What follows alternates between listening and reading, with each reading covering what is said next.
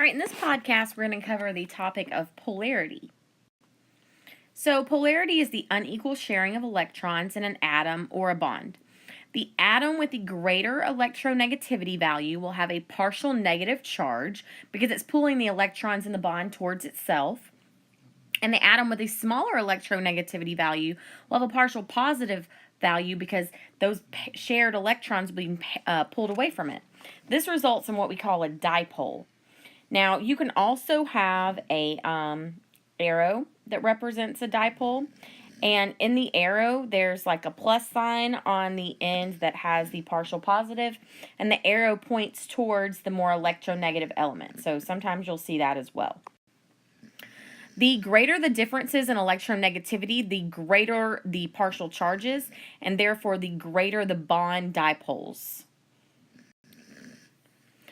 The sum of the partial charges in any molecular ion must always be equal to the overall charge of that species.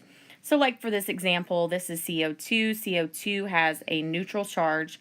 So these negative, negative, and positive all cancel out. Over here, this has a overall -1 charge. So what we end up with is this negative and this negative, and then you take that positive into account, ends up in a total of -1. All right, so polar bonds versus polar molecules. All right, so a polar bond is any two atoms that are bonded together that have a difference in electronegativity. So basically, any two things that are connected to each other that aren't the same atom. All right, now a polar molecule is when the overall net result of the polar bonds ends up in one side of the molecule having more of a partial positive charge, and the other side having a more partial negative charge. So if you look here, question 2 says, do all polar molecules contain a polar bond?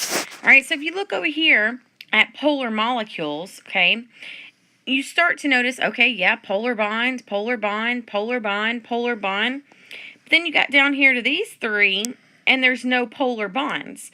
Okay, but what do they all have in common? Lone pairs.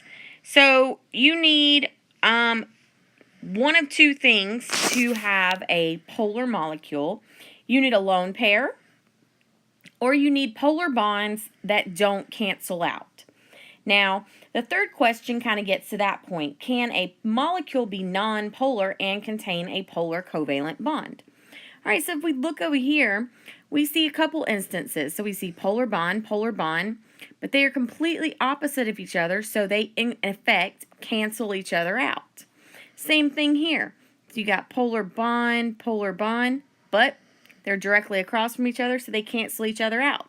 Here in the tetrahedral, if you had 4 of the same element attached to that central atom, then the geometry, the angles, would cancel out all those charges. Again, down here on the trigonal bipyramidal, if you have 3 things that are the same, then they can also all cancel out themselves. Okay, so sometimes geometry can cancel out polar bonds and make for a nonpolar molecule. All right, this is something important to note. Any bond between carbon and hydrogen is considered to be nonpolar. Even though they do have a slight difference in electronegativity, we consider them to be nonpolar because neither one is pulling more on those shared electrons than the other. So nonpolar bonds are going to be between the same two things, so like F bonded to F, or between a C and an H. Okay, so those are nonpolar bonds. Polar bonds, and then therefore polar molecules, a great example would be water. So in water, you have these hydrogens, and they share a pair with oxygen. And then you also have 2 lone pairs on your oxygen.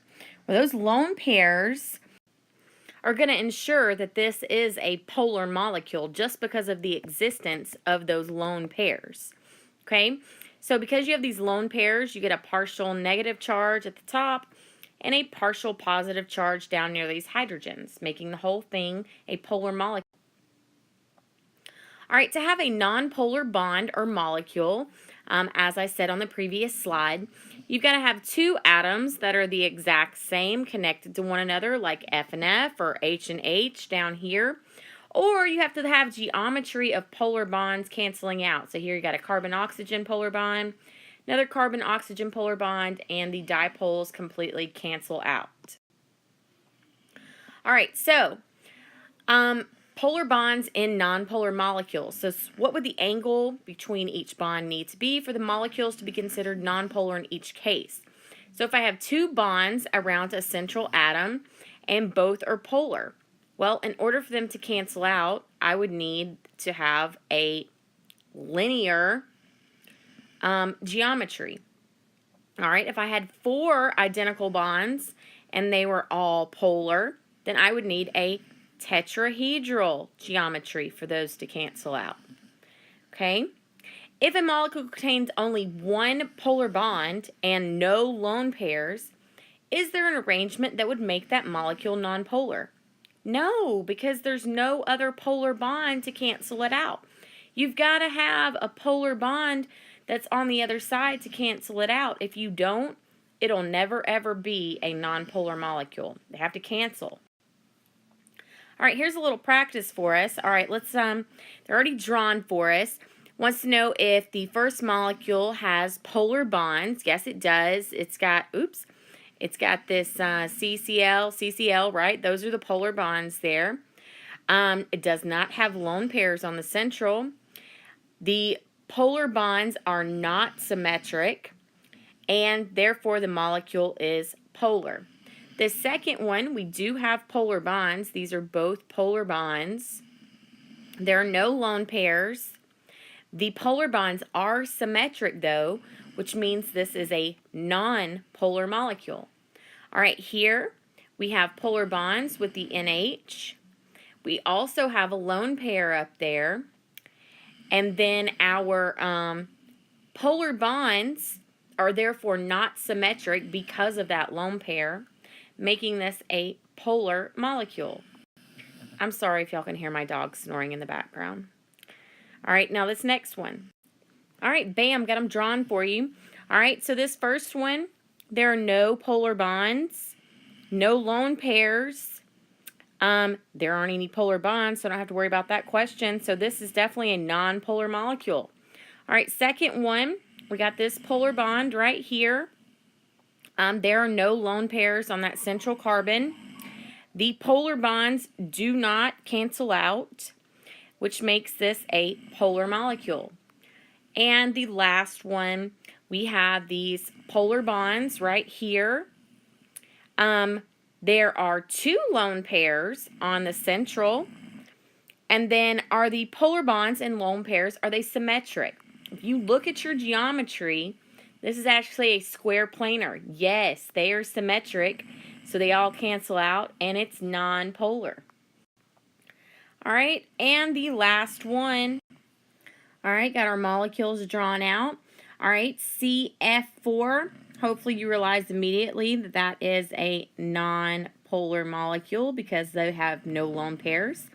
Next one, lone pairs, therefore it's got to be polar. All right, next one, lone pairs, got to be polar. All right, PCl5, no lone pairs, therefore it is non-polar. And last one, hydrogen sulfide, lone pairs, so it is polar. So automatically, if you see lone pairs on that central atom, it is probably going to be polar, except if the geometries cancel out in those two rare cases.